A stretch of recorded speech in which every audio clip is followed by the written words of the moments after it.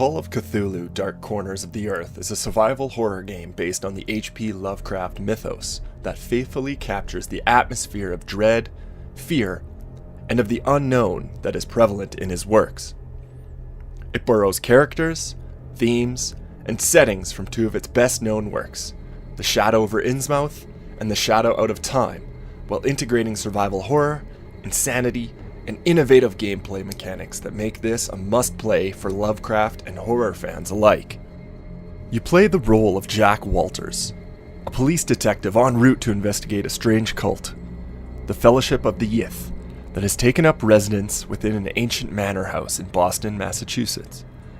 During the mission, Jack is separated from his police escort and finds himself amidst a mass suicide and a dark ritual that leaves him insane. Jack spends the next 6 years as a resident of Arkham Asylum. Jack is eventually released and becomes a private investigator. His next case: discover the whereabouts of a missing person last seen in the coastal fishing village of Innsmouth.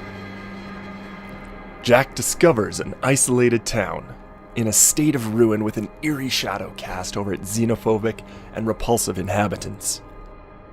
Strange voices whisper tales of the esoteric Order of the Dagon, a cult which has had an unnatural influence on the town, turning it from a prosperous fishing village to a town that hoards gold bestowed upon it by scaly gods from the deep. After Jack pries too far into the shady history of Innsmouth, an assassination attempt is made on his life. From then on, it's up to Jack to bring down the Order of the Dagon, reveal the hideous truth behind the town, and escape Innsmouth with his life.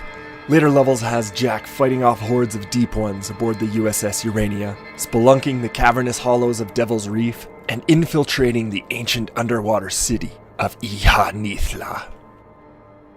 Dark Corners of the Earth was very innovative during its time, and many contemporary games owe much to the unique systems implemented in this game.